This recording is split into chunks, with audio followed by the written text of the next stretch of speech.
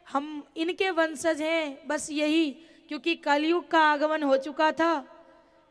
कृष्ण के वंशज को ये लगने लगा कि हम कृष्ण के वंशज हैं, हमारे पिता भगवान हैं, अहंकार आ गई। और भगवान को दाल सब्जी रोटी वो नहीं खाते हैं, क्या खाते हैं? अहंकार को दमन करते हैं, अहंकार का भोजन करते हैं। वो पता कैसे चलेगा?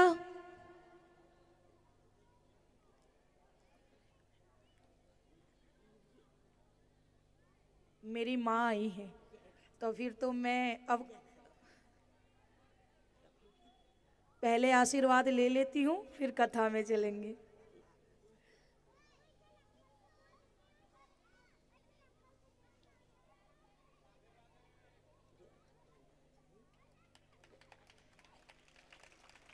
मैया जल्दी नहीं है, धीरे धीरे आप करिए, हम रुके हैं।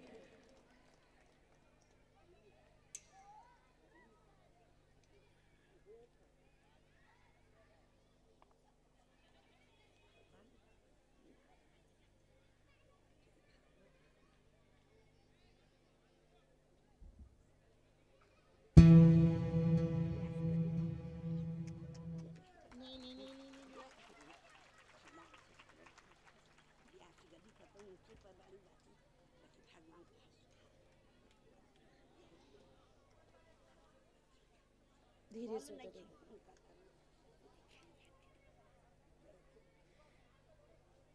इतनी भरी हिम्मत मैया को देखो, 80 वर्ष की आयु हो गई होगी इनकी, लेकिन तो भी नित्य कथा सुनने आई है मेरी मैया। जरा जोरदार ताली की मेरी माँ के लिए।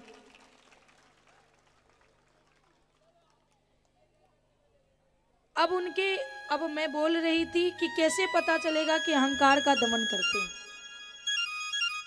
भोलेनाथ जो है ना, औढ़ दानी है। क्या है? वो बहुत जल्दी प्रसन्न होते हैं, बहुत जल्दी खुश हो जाते हैं अपने भक्तों पे। उन्हीं का भक्त कौन था?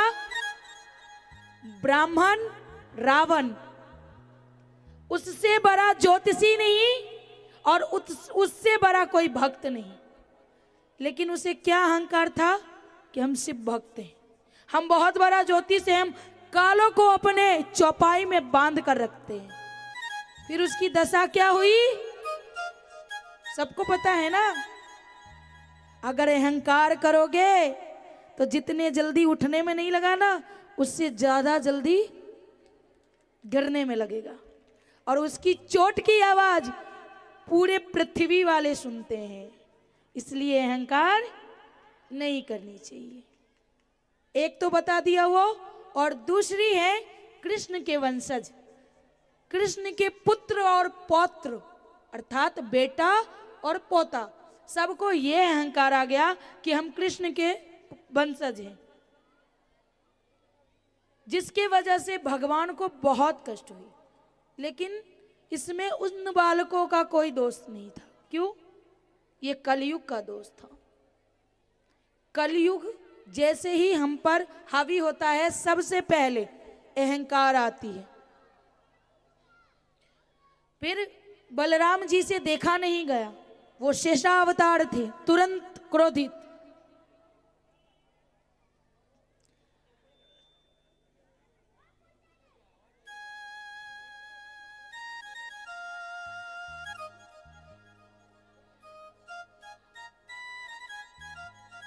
अभी आराम से बैठ जाते हैं, फिर चालू करेंगे, है ना। प्रेम से बोलिए, आवाज नहीं आई, बस आगे आगे ही। राधे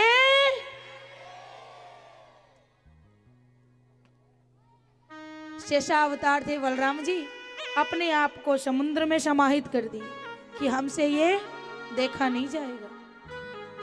बच गए कृष्ण।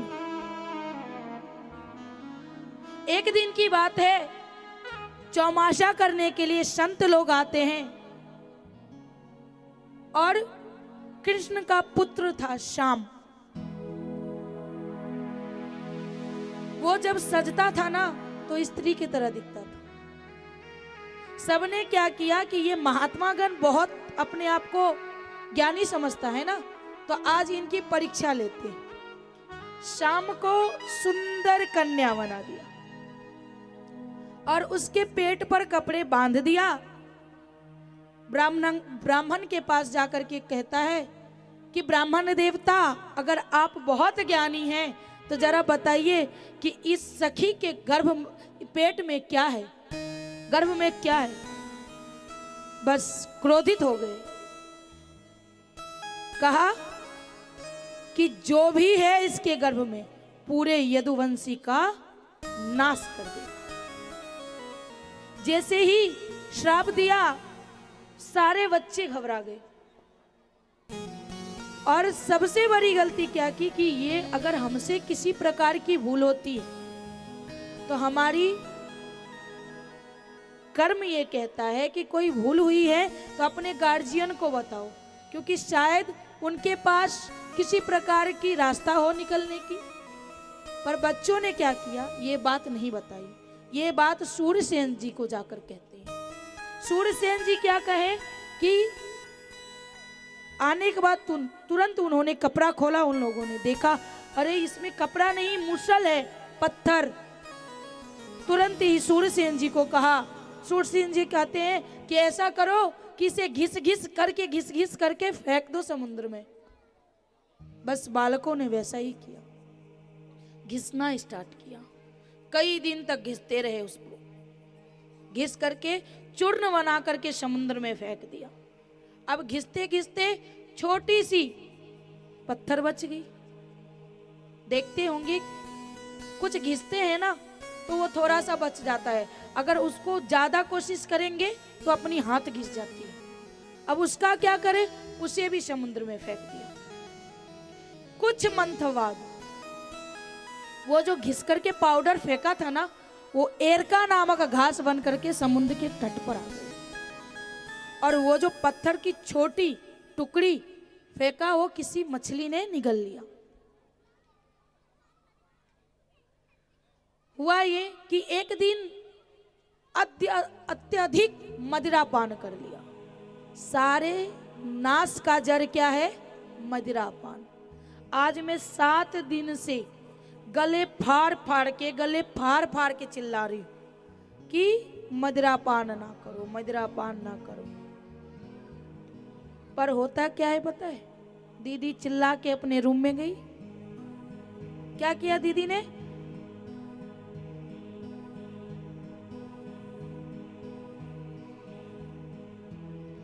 आंखें हैं मेरी, दिख रही है, अगर ज्यादा परेशानी है तो वहीं चली जाइए ना,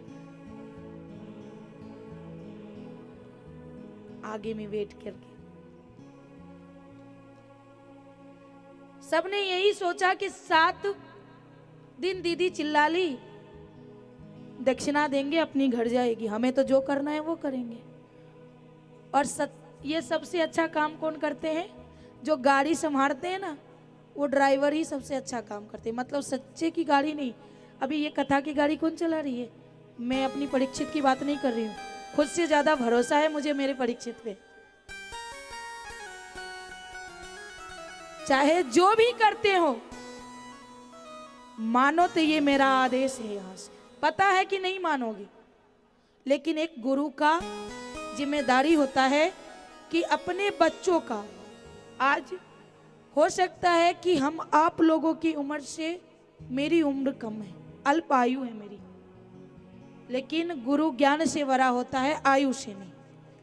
और गुरु का आदेश हमेशा पालन करनी चाहिए। अगर पालन करना चाहते हो, मैं तो अपनी जिम्मेदारी निभाऊंगी, तो मेरी इस व्यासपीठ से आदेश है कि मदिरापान ना करो। मैं एक बार छोड़ने को नहीं कहती हूँ, किसी चीज का लत लग जाता है ना तो इतनी जल्दी छूटती नहीं है, कोशिश करो शायद छूट जाए। बस जितने बालक थे उनके सारे ने खूब मदिरा पान कर ली, और मदिरा पान करने के बाद अपने होशो हवास खो दिया। उन्हें पता ही नहीं चल रहा था कि मैं कौन हूं, सामने कौन खड़ा है। फिर उसने क्या किया कि वो जो एरका नामक घास तट पर लगा हुआ था वो उठा उठा करके एक दूसरे पे फेंकने लगा। और वो घास इतनी तीखी थी कि जिस शरीर पर लगता वो शरीर वहीं से, जिस अंग पे लगता उस अंग वो अंग वहीं से कटकर गिर जाता, इतनी तेज थी। सारे एक दूसरे पे मार करके सब वहीं के वहीं पड़ गए। तो अब मन में होगा कि यदुवंशी तो आज भी हैं कृष्ण के वंशज, वो कहां से है? वही 2-4 बच गए, वो आज भी हैं।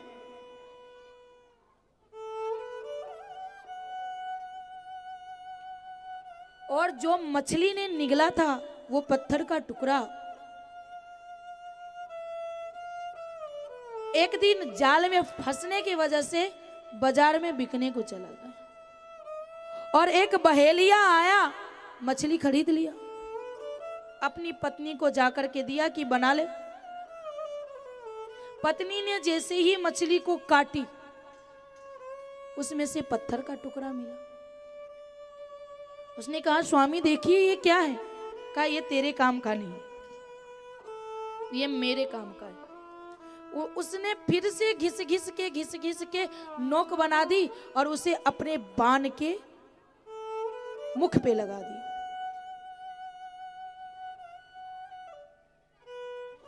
एक दिन शिकार करने जाता है, ये स्थिति देख करके भगवान कृष्ण बहुत दुखी है।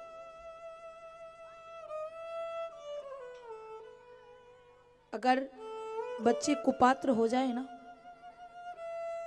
तो माँ बाप की मृत्यु वृद्धावस्था में नहीं, यौवनावस्था में ही हो जाती है। वो जिंदा तो रहते हैं, शरीर तो दिखता है, पर आत्मा मर चुकी होती है। इसलिए मोह में मत फंसो, आज भी कहूंगी। इतना ही मोह रखना कि बाद में पीड़ा ना हो और जीवित रहते हुए भी मरना ना पड़े। जो करना है करे, समझाओ, समझ जाए तो बेहतर, नहीं तो इतना सोच लो कि क्या तुम्हारे माँ बाप आते हैं तुम्हें देखने के लिए? नहीं आते हैं ना। तुम अपना दुख सुख भोग रही हो ना, भोग रहे हो ना। कल के दिन उनकी अवस्था है, वो भोगेंगे, उन्हें पीड़ा आएगी, हमें क्या है? बस हमने जन्म दिया है, हमने पाला है, तो हमारी जिम्मेदारी है कि हम उन्हें सही रास्ता दिखाएं। चलना ना चलना उनके पे छोड़ दो, क्योंकि जीना तो उसे है, हमें नहीं। वन में पैर पर सोए हुए थे, एक पैर पर दूसरी पग रख करके, नयन बंद करके, निद्रा में नहीं थे लेकिन आराम कर रहे थे। उनकी पग लाल थी। बहेलिया ने दूर से देखा, झाड़ियों के बीच से, उसे लगा कि ये हिरन की आंखें। बिना जाने बाण चला दी। जैसे ही बाण चलाई, बाण आकर के गोविंद के पैर में लगा। जैसे ही पैर में लगा, उनके मुख से आह की आवाज आई। दौड़ता हुआ बहेलिया आता है।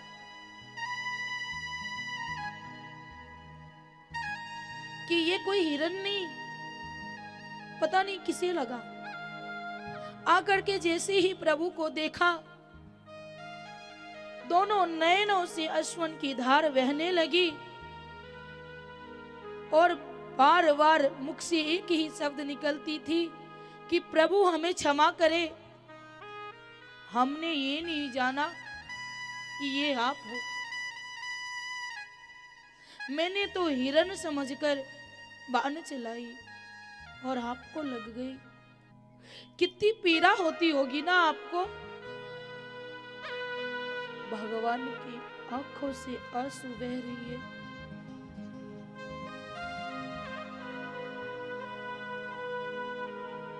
कहते हैं, बहलिया तेरी कोई गलती नहीं, शायद तुझे याद हो रामा अवतार में तू भाली था और मैंने तुझे छल से मारा। आज हिसाब पूरी हो गई। बहुत पीड़ा हो रही है गोविंद को।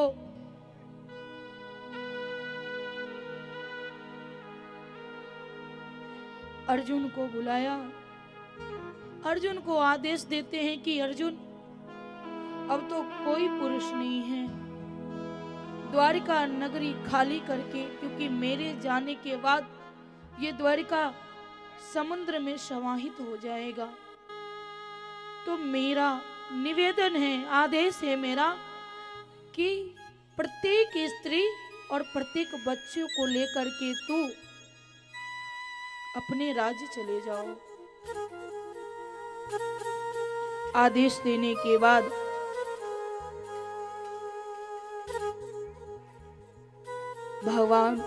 भगवान ने नयन बंद कर ली। उनमें से 2 ज्योत निकली, जो एक भगवान के धाम चले गए और दूसरा भागवत जी में समाहित हो गए। अर्जुन ने भगवान का दाह संस्कार किया, सब कुछ खत्म हो गया, सब कुछ जलकर भस्म हो गई, लेकिन प्रभु का हृदय आज भी धक धक कर रहा है। जगन्नाथ जी में आज भी उनकी हृदय है, जो प्रत्येक 12 वर्ष पर चेंज किया जाता है और बताया जाता है वहां के आचार्यों द्वारा, क्योंकि जब मूर्ति में हृदय चेंज होती है ना, तो आंख में पट्टी बांध दिया जाता है। लेकिन हमें आंख 2 नहीं 3 है। आंख बंद करने के बाद हम महसूस कर पाते हैं, तीसरी नयन से हम देख पाते हैं, और जैसे ही दूसरी मूर्ति में स्थापित करने जाते हैं ना, तो महसूस होता है कि वो आज भी धड़कता है। इसका मतलब आज भी इस पृथ्वी लोक पर जगन्नाथ जी में हमारे गोविंद हैं, वो कहीं नहीं गए। उन्हें शरीर इसलिए छोड़ना पड़ा क्योंकि वो मनुष्य रूप में आए थे, और जो यहाँ आया है उसे तो जाना ही है। अर्जुन को बहुत अहंकार था कि मैं गांडीवधारी हूं और पूरी महाभारत का एक ही विजेता मैं हूं। आज वो घमंड टूट जाएगी उसकी। जैसे ही उनके बच्चे और उनकी पत्नियों को लेकर के अपने राज्य को जाने लगा, रास्ते में कुछ बहेलियों ने घेर लिया उन्हें, और घेर लिया तो आज ना तो उसका धनुष काम कर रहा है, ना उसकी बाण काम कर रही है, कोई शस्त्र काम नहीं कर रहा है, और वो हार गया सबको वहीं पे। तब समझ में आया कि महाभारत का विजेता वो नहीं, गोविंद थे। जिसका सारथी गोविंद हो, उसे कोई नहीं हरा सकता। हाँ, दुश्मन तो बहुत होंगे, टांग खींचने वाले बहुत होंगे, लेकिन टकराने वाले सामने सामने कोई ठहर नहीं सकता, क्योंकि उसका सारथी गोविंद है। और हम सबको अपना सारथी गोविंद को चुनना चाहिए। आप लोगों की तो पता नहीं, पर मेरे सारथी मेरे गोविंद ही है। जिधर लेके चलते हैं, जितनी अपमान करा दे, बोलती हूँ शायद उन्हें यही इच्छा थी, अपमान हो गया। अपमान में भी मान है, क्योंकि कहते हैं ना कि अगर मनुष्य रूठ जाए तो चलेगा, जाओ, जरूरत नहीं है। क्या होगा? कथा नहीं होगी, जरूरत नहीं। लेकिन जिस दिन गोविंद रूठ जाएंगे ना, उस दिन ये जान, ये भव्या कहीं नहीं मिलेगी। दुनिया को जहां जाना है जाओ, कोई फर्क नहीं पड़ता। बस मेरे गोविंद मुझे नहीं छोड़ना चाहिए। दुनिया लाख गलत माने मुझे, चलेगा, कोई फर्क नहीं पड़ता मुझे। बस मेरे गोविंद मेरे को गलत ना माने। जिस दिन ये मान लेंगे ना, तो ना तो मैं मर पाऊंगी और ना ही मैं जी पाऊंगी। क्योंकि जीऊंगी तो इनके सामने नहीं आऊंगी और मरूंगी तो ये स्वीकार नहीं करेंगे। तो हमें दोनों में दुनिया से कोई मतलब नहीं। लोगों का काम है कहना, लोग तो कुछ कहेंगे। जब गोविंद को नहीं छोड़ा, जब राम को नहीं छोड़ा, माता जानकी को नहीं छोड़ा, तो मैं कौन हूं? कुछ हूं? रावण की, अगर रावण के ऊपर नजर उठा के माता जानकी देख देती ना, तो वो जल के भस्म हो जाता। वो सिर्फ दुर्वा को देखती थी। लेकिन सारे प्रजाओं ने कहा कि इस स्त्री में दोष है। कोई बात नहीं, दोष है मुझे। कुछ तो दिखा आपको मेरे में, दोष ही सही। अगर किसी को मेरे में दोष दिखता है तो वो दोष ही सही, दिखो। ये सिर्फ मैं नहीं कह रही हूं, आप सबके मन में होना चाहिए कि अगर कोई कुछ कहता है सुन लो, कोई बात नहीं। हम बुरे हैं, ठीक है, हम बुरे हैं। कहा ना महाराज अभी कि कोई सम्मान करता है ना, तो पता नहीं लोगों का, पर मुझे बहुत डर लगता है। क्यों? क्योंकि ये लोग जो है ना, कभी सही नहीं हो सकते और इनकी सम्मान में भी षड्यंत्र है। तो ऐसी सम्मान मुझे नहीं चाहिए, ऐसी षड्यंत्र वाली। और दूसरी बात क्यों नहीं चाहिए? और क्योंकि जैसे ये लोग सम्मान करेंगे ना, तो मुझे अहंकार आ जाएगा कि मेरे में गुण है, इसलिए लोग सम्मान कर रहे हैं। आज मैं सत्यता बताती हूं, मैं कोई क्लास नहीं गई हूं, कहीं मैंने पढ़ाई नहीं की हूं, तो फिर कहां से आया? ये सब मेरे गोविंद का देन है। कभी मैंने पढ़ाई नहीं की, किसी कॉलेज में मैं नहीं गई हूं। हाँ, मैंने चार्टर अकाउंटेंट किया है मैंने, लेकिन कभी इस लाइन की पढ़ाई नहीं की। जो कुछ देन है वो मेरे गोविंद, मेरे माता पिता का आशीर्वाद और आप सबका प्यार, और कुछ नहीं। और कोई अपमान करता है ना, तो मुझे सीख मिलती है कि पक्का यहाँ कोई कमी हुई है, आगे से नहीं होना चाहिए। मैं अपने आप को सुधारूंगी कि आगे से इन्हें पीड़ा ना हो मेरी वजह से। शिक्षा मिलती है, इसलिए कभी भी सम्मान के लिए नहीं मरना चाहिए। अपमान करो, क्योंकि जितने ठोकर मारोगे ना उतने निखरेंगे। सोना जितनी तपती है ना उतनी निखरती है। कोयला कहां से हीरा कहां से मिलती है? कोयले की खान से। कभी कुम्हार को देखा है? नहीं देखा है ना। आप लोगों को मेरी बात बुरी लगी होगी कि दीदी डांटती है हमें, पर देखना कभी, सबको मेरी डांट तो दिखी पर मेरा प्रेम नहीं दिखा होगा। कुम्हार जब मटका बनाता है तो कपड़े और अपने हाथ का सपोर्ट करता है और ऊपर से जोर जोर से ठोकता है। क्यों? कि सुंदर आकार ले ले। इसलिए जितना ठोकेगा उतनी सुंदर आकृति बनेगी उसकी। तो आप अभी मेरे संतान स्वरूप हो और मैंने कोशिश किया इस संतान को 7 दिन के अंदर जितनी ठोक पटक को जितनी सुधार सकूं उतनी सुधार दूं। तो अगर बुरा लगा हो तो भी मैं क्षमा नहीं मांगूंगी, क्योंकि मेरा अधिकार है। अर्जुन वापस आते हैं। पांडवों ने देखा, माता कुंती ने देखा, तेरा चेहरा उतरा हुआ क्यों है? अश्वन की धार बह रही लेकिन बोल नहीं रहा है। बहुत पूछने पर कहता है कि गोविंद हमारे साथ नहीं रहे, हमारे पास नहीं रहे। माता कुंती कहती कहने का मतलब क्या है तेरा? कहा मतलब तो यही है माँ कि वो अपने धाम चले गए। बस माता कुंती धड़ाम से गिरती है धरती पे। रामा अवतार में राम का जाना दशरथ को सहन नहीं हुआ और कृष्णा अवतार में कृष्ण का जाना माता कुंती को सहन नहीं होती है।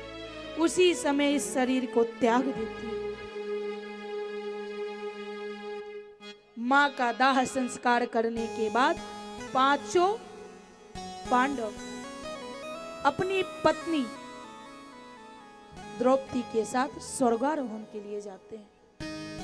5 वर्ष की आयु में कह रहे हैं सुखदेव जी महाराज, तू जब 5 वर्ष का था ना परीक्षित, तब तेरे दादाश्री ने, क्योंकि पिता अभिमन्यु युद्ध में मारा गया था, वो 5 वर्ष की आयु में तुझे राजा बना दिया और तुझे छोड़कर स्वर्ग के लिए चले गए।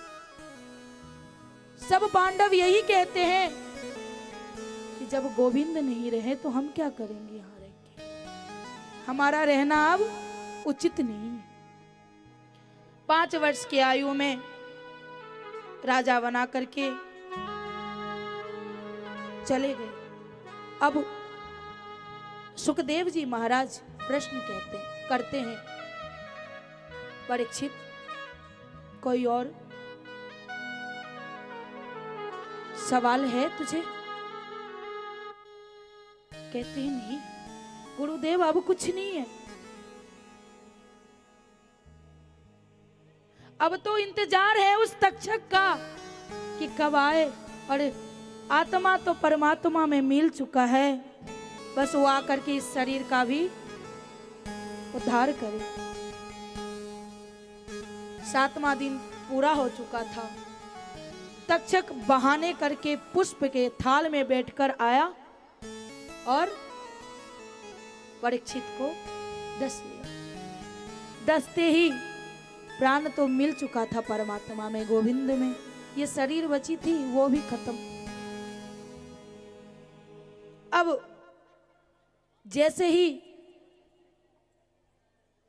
परीक्षित के पुत्रों को पता चला कि तक्षक के डसने से हमारे पिता का मृत्यु हुआ है, उसने सर्प सत्र यज्ञ का आयोजन किया। कहा ना पृथ्वी पे सर्प रहेगी, ना किसी की मृत्यु होगी उसके डसने से।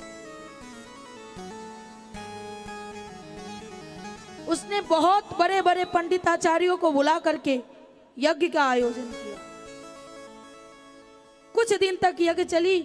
जितने ब्रह्मांड के सर्प थे सारे हवन कुंड में आके गिर रहे थे, लेकिन तक्षक अभी भी नहीं आया। कहाँ है तक्षक? इंद्र के गद्दे को पकड़ के, इंद्रासन को पकड़ के बैठा है लपेट करके कि कहीं मैं भी ना चला जाऊं। उनके पुत्र कहते हैं गुरुदेव, आपके मंत्रों में इतनी शक्ति नहीं क्या जो तक्षक आए और इस हवन कुंड में गिरे? कहा पुत्र तू तक्षक का बात कर रहा है, मेरे मंत्रों में तो इतनी शक्ति है कि इंद्र के इंद्रासन समेत तक्षक को इसमें डाल दूंगा। तो कह तभी आस्तिक मुनि का आगमन होता है और तक्षक को बचा लेते हैं। आस्तिक मुनि कहते हैं कि नहीं, इसका भी रहना जरूरी है। जैसे ही तक्षक को बचाए, तक्षक ने एक वरदान दिया। किनको? आस्तिक मुनि जी को, कि आज के बाद अगर सर्प से डर लगे तो कोई अगर 3 बार आस्तिक मुनि जी का नाम लेगा तो वो सर्प डसेगा नहीं। अगर डस लिया तो उसकी ब्रह्मांड, उसकी मस्तक 1000 टुकड़े में बट जाएगी। ये वरदान है आस्तिक मुनि की। अगर कहीं रास्ते में गिर जाए, कहीं देख ले, सपने में आ जाए, तो बस क्या कहना है? आस्तिक मुनि, आस्तिक मुनि, आस्तिक मुनि। ये वरदान है, तब सर्प कुछ नहीं कर पाएगा। आइए यहीं तक कथा थी। अब सब स्त्री अपने अपने सर ढक ले और हमारे साथ भागवत जी का अंतिम श्लोक का पाठ करें।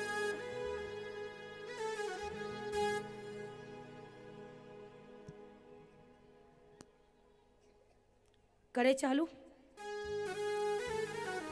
नाम संकीर्तनम यस्य सर्व पाप प्रणाशनम प्रणामो दुख शमनस तम नमामि हरिम परम तम नमामि हरिम परम तम नमामि हरिम परम।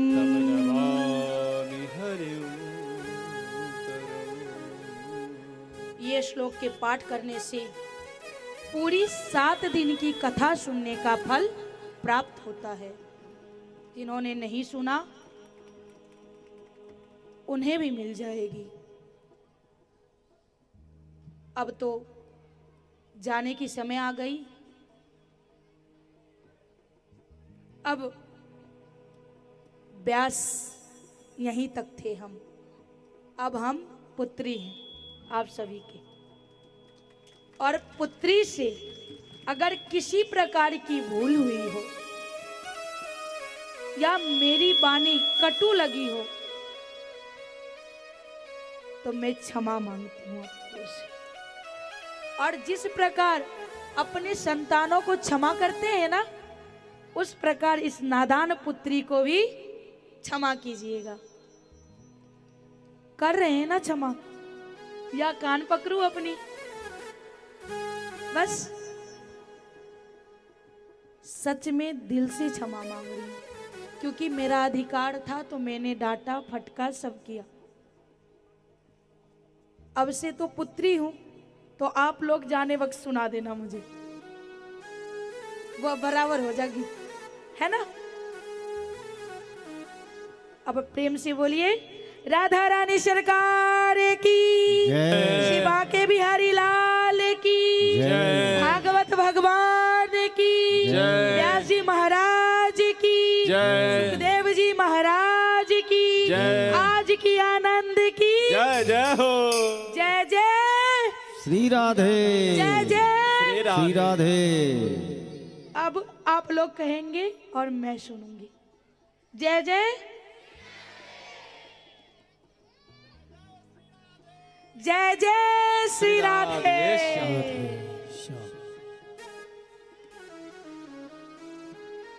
अब आगे की कार्यक्रम महाराज जी देखेंगे। आइए,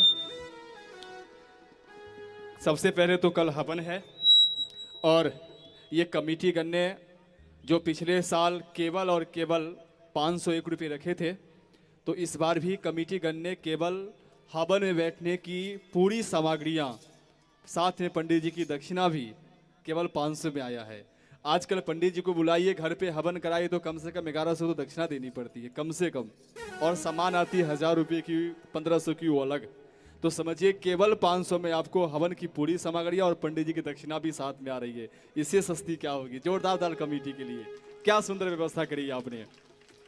तो जाते समय सब अपना नाम लिखाए हवन में, इससे सस्ता। और भागवत जी के हवन में बैठना बहुत सौभाग्य की बात होगी, तो ही बैठ पाएंगे। और मान लीजिए कम से कम यदि 108 जोड़े बैठते इस प्रांगण में, कितना अच्छा लगेगा, बहुत सुंदर। और आजकल के समय में 501 रुपया कुछ भी नहीं है, कुछ भी नहीं है। तो आइए, आप वहाँ पे आगे नाम लिखा देंगे। ज़्यादा संख्या होगी तो मुझे बाहर से पंडित जी बुलाने पड़ेंगे, क्योंकि अकेले से तो होगा नहीं, और साथ में एक मेरे पंडित जी और उनसे तो होगा नहीं। तो आप नाम लिखा दे, जो कम से कम मुझे पता चल जाए, तो सुबह सारी व्यवस्था हो जाए, सूर्य हवन की व्यवस्था हो जाए। तो जाते समय नाम लिखा दे, और उनके पास घर से क्या सामान लेके आना जिसमें पैसा नहीं लगेगा, तो वो भी लिखा हुआ है, तो उसकी फोटो साथ में लेकर के जाए। साथ में इतने सारे लोग बैठे हैं, तो एक आग्रह जरूर करेंगे आपसे कि आप अपनी जो आपके पास स्मार्ट 4G या 5G मोबाइल पड़ी है, उसको एक बार निकालें, और निकाल करके उसमें यूट्यूब पर जा करके देवी भव्या झा इसको सर्च करें। क्या सर्च करेंगे? जोर से बोलिए, देवी सर्च करेंगे। और सर्च करके वो जो चैनल आएगा उसको क्या करेंगे? समझ गए, उसको देखेंगे, सब्सक्राइब करेंगे और एक दूसरों को भेजेंगे। ये करना ना भूलें, क्योंकि इससे क्या है, आपके आगे जो आने वाले भक्त हैं उनको थोड़ी सपोर्ट मिलेगी देखने को और करने को। साथ ही साथ किसी भक्त को ऐसा मन में हो कि देवी जी की कथा मैं अपने गांव में, अपने कस्बे में, अपने ज़िले में, अपने शहर में कराना चाहता हूं, तो आप निश्चित रूप से करा सकते हैं। यदि ऐसे भक्त को लगेगा कि धन की अभाव है तो देवी जी घर में बैठ के कथा श्रवण करा देगी। यदि थोड़ा सा धन होगा तो घर के आंगन में बैठ के सुना देगी, और यदि और ज़्यादा धन होगा तो ऐसे ग्राउंड में बैठ के देवी जी कथा सुना देगी, लेकिन जरूर सुनाएगी आपको कथा। अकेले भी सुना सकती है, संगीत की टीम के साथ सुना सकती है, झांकी की टीम के साथ सुना सकती है, और YouTube के साथ भी सुना सकती है। जो आप YouTube पे कथा श्रवण कर रहे हैं, तो आप अकेले सुनना चाहे, संगीत के साथ सुनना चाहे, झांकी के साथ सुनना चाहे, YouTube के साथ सुनना चाहे, आप जरूर श्रवण कर सकते हैं। तो जरूर इसका ध्यान रखें। साथ ही साथ एक बार जोरदार पवन मास्टर जी के ताली बजाइए। 11,000 की सहयोग उन्होंने दी है। जोरदार ताली पवन मास्टर जी के लिए हरिधाम से है। आकर के देवी जी से आशीर्वाद ग्रहण करें, और साथ में पत्नी को लाना न भूले, क्योंकि रात में अभी घर में खाना खाना है आपको। अरे मास्टर पवन मास्टर जी, आप अपने पत्नी के साथ आकर के देवी जी से आशीर्वाद ग्रहण करें। साथ ही साथ श्रीमान रोहित भाई जी, जिन्होंने इस भंडारा में 5 सिलेंडर का योगदान किए हैं, बहुत बहुत धन्यवाद। श्रीमान विजेंद्र यादव दुर्गा इंजीनियर, इन्होंने 2100 रुपये का सहयोग दिए हैं, और साथ ही साथ सर्वेश यादव जी, जिन्होंने 1100 रुपये का सहयोग दिए हैं। जो भी हैं वो देवी जी के पास आकर के आशीर्वाद ग्रहण करें। और साथ ही साथ हमारे बबलू भैया के लिए भी एक बार जोरदार ताली, क्योंकि यहाँ पे जो कथा पिछले बार भी हुई थी, ये भी हुई थी, तो हमारे बबलू भैया और चंदन ठाकुर जी का बहुत योगदान है। तो धन्यवाद आपका, जो आपने देवी जी की कथा पिछले बार भी कड़ोदरा में जो पहली कथा हुई है, इस एरिया कड़ोदरा, बरेली और इस जोलवा में जो पहचान मिली है देवी जी को, वो बबलू जी ठाकुर और श्रीमान चंदन जी ठाकुर, इनकी पूरी टीम, पप्पू जी ठाकुर, ये कई सारे हैं, उनका नाम ध्यान में नहीं है। आइए हम बधाई एक विदाई की गीत करते हैं, और विदाई के गीत के साथ हम झांकी की तरफ चलेंगे। हमारे झांकी की टीम तैयार बैठी है, और मन में लग रहा होगा जो तैयार होके कब से बैठे हैं। तो आइए केवल विदाई की गीत और झांकी का लाभ।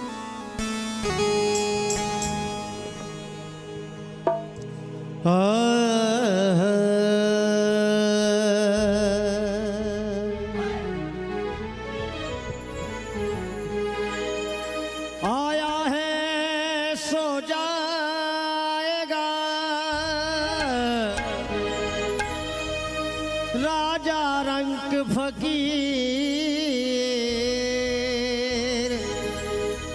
कोई सिंहासन चढ़ गया, कोई बंधे जात जंजीर। एक बार दोनों हाथ उठाकर कह दीजिए राधे राधे, क्योंकि रही जिंदगी तो मिलेंगे दोबारा, मिलन 7 दिन का हमारा तुम्हारा, मिलन 7 दिन का हमारा तुम्हारा। रही जिंदगी तो मिलेंगे दोबारा, मिलन आज तक था हमारा तुम्हारा, मिलन आज तक था हमारा तुम्हारा, हमारा तुम्हारा, हमारा तुम्हारा, हमारा तुम्हारा, हाँ हाँ हाँ। मिलन आज तक था हमारा तुम्हारा, मिलन आज तक था हमारा तुम्हारा।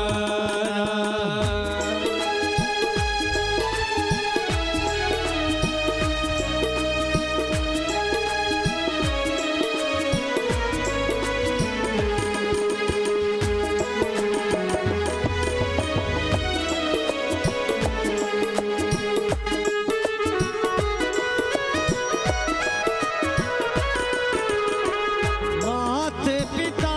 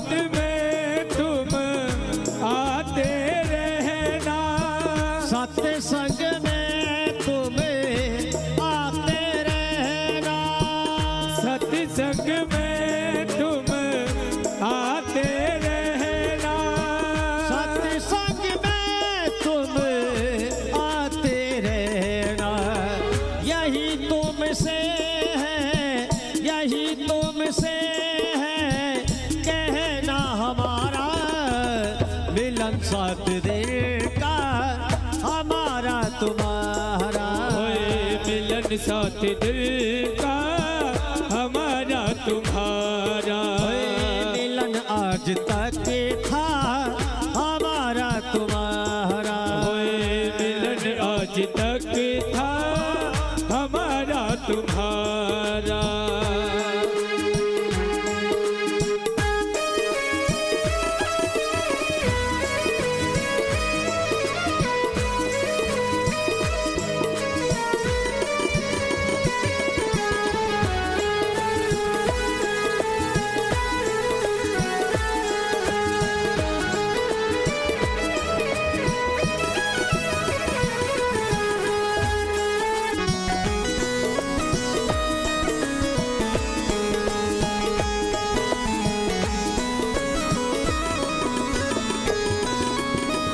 रमता जोगी बहता पानी। रमता जोगी बहता पानी। रमता जोगी बहता पानी। रमता जोगी बहता पानी। इस जीवन की यही है कहानी। इस जीवन की यही है कहानी। इस जीवन की यही है कहानी। इस जीवन की यही है कहानी। इस जीवन की यही है कहानी। इसलिए दुनिया में आना हमारा। बोल बांके बिहारी लाल की। एक बार सभी, आज आखिरी बार बोल रहा हूं, कल बोलने नहीं आऊंगा। दोनों हाथ उठा लीजिए, दोनों हाथ सीधे और बड़े भाव से। मिलन आज तक था हमारा तुम्हारा। मिलन आज तक था हमारा तुम्हारा। हमारा तुम्हारा, हमारा तुम्हारा, हमारा तुम्हारा। हाँ हाँ, मिलन आज तक था हमारा तुम्हारा।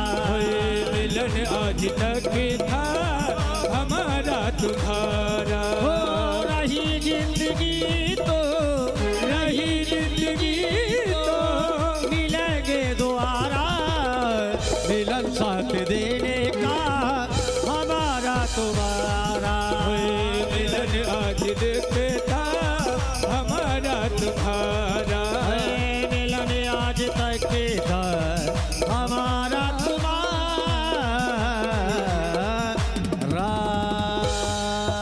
बोले भागवत भगवान की जय। आइए, हमारी झांकी अब प्रवेश कर चुकी है। आप जल्दी से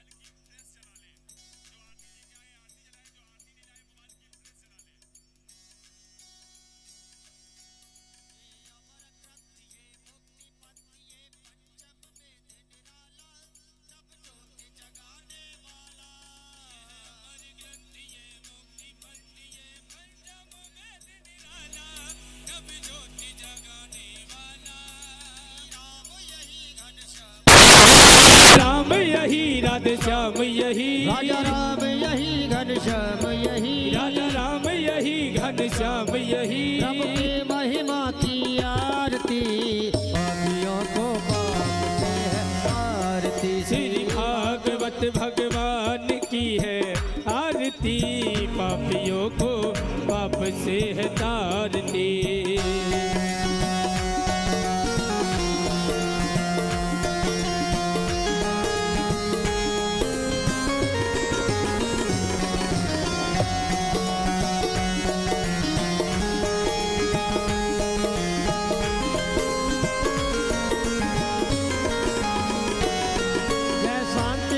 पावन पुनीत पापों को मिटाने वाला, हर दर्श कराने वाला।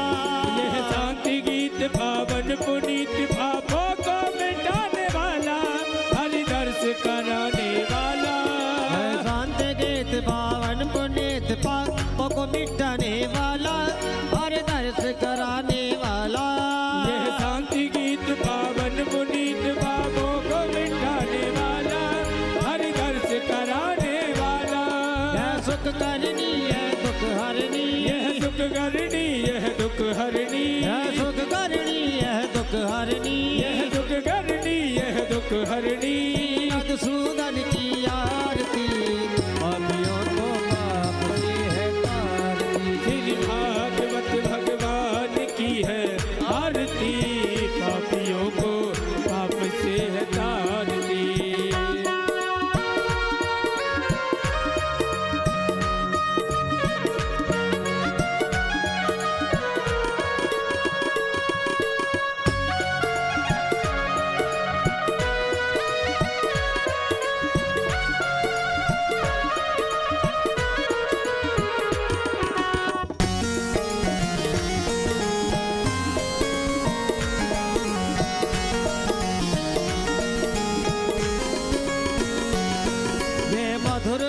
जग फंद खोल सद मार्ग बताने वाला, बिगड़ी को बनाने वाला।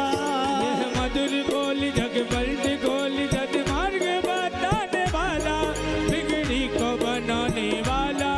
यह मधुर बोल जग फंद खोल सद मार्ग बताने वाला, बिगड़ी को बनाने वाला। यह मधुर बोल जग बल्ट खोल सद मार्ग बताने वाला, बिगड़ी को बनाने वाला। श्री राम यही घनश्याम यही, सीता राम यही राधे श्याम यही, राजा राम यही घनश्याम यही, राधे श्याम यही सीता राम यही। प्रभु के महिमा की आरती, पापियों को पाप से है तारती। श्री भागवत भगवान की है आरती, पापियों को पाप से है तारती। भागवत भगवान की है आरती, पापियों को पाप से है तारती। श्री भागवत भगवान की है आरती, पापियों को पाप से है तारती। कर्पूर गौरव करुणावतारम, संसार सारम भुजगेन्द्रहारम।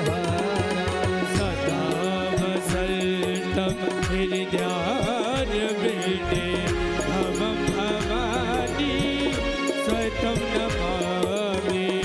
मंगलम भगवान विष्णु मंगलम गरुड़ ध्वज, मंगलम पुंडरीकाक्ष मंगलाय तनोहरि। मंगल मांगल्ये शिवे सर्वद साधिके, शरण्ये त्र्यंबके गौरी नारायणी नमोस्तुते। नारायणी नमस्तुते, नारायणी नमोस्तुते, नारायणी नमोस्तुते। गुरुर्ब्रह्मा गुरुर्विष्णु गुरुर्देव महेश्वर, गुरुर्साक्षात् परब्रह्म तस्मै श्री गुरुवे नमः।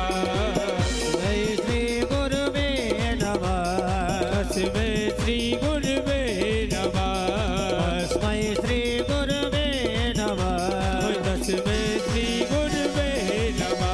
आइए सभी एक बार दोनों हाथ उठा करके बड़े भाव से हो राधे कृष्णा कृष्णा कृष्णा राधे राधे राधे राधे।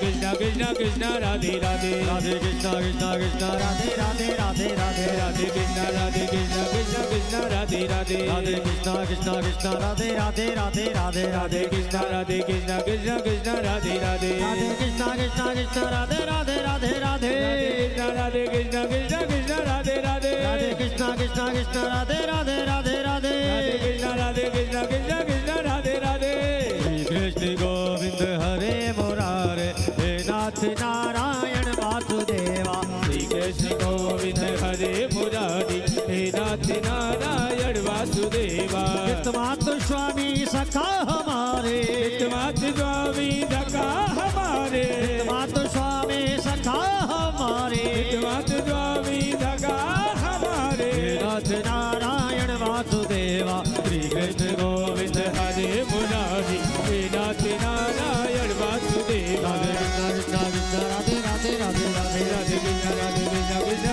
राधे राधे कृष्ण कृष्ण कृष्ण राधे राधे राधे राधे राधे कृष्ण कृष्ण राधे राधे राधे कृष्ण कृष्ण कृष्ण राधे राधे राधे राधे राधे कृष्ण कृष्ण राधे राधे कृष्ण कृष्ण कृष्ण राधे राधे राधे राधे राधे कृष्ण कृष्ण राधे राधे कृष्ण गोविंद हरे मुरारे हे नाथ नारायण वासुदेवा श्री कृष्ण नारायण वासुदेवा हे नाथ नारायण वासुदेवा हे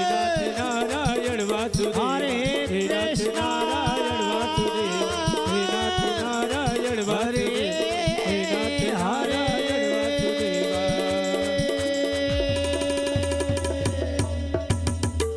नाना सुगंधि पुष्पाणि यथा कालोद्भवानि च पुष्पांजलि मया दत्तं गृहाण परमेश्वर मंत्र पुष्पांजलिं समर्पयामि आवाहनं न जानामि तवार्चनं पूजां चैव न जानामि क्षम्यतां परमेश्वर क्षमा प्रार्थनां समर्पयामि। एक बार जयकारा करेंगे और मुख्य यजमान को छोड़ करके एक बार सभी नीचे आ जाएंगे। मुख्य यजमान को छोड़ करके, क्योंकि वापस सबको आशीर्वाद देने आना है, तो एक बार जयकारा इतनी, क्योंकि थोड़ी क्या है व्यवस्था बनानी पड़ती है, इसलिए यहाँ पर मुझे थोड़ी कहना पड़ रहा है आप लोगों को। आइए एक बार जयकारा भागवत भगवान की, राधे रानी सरकार की।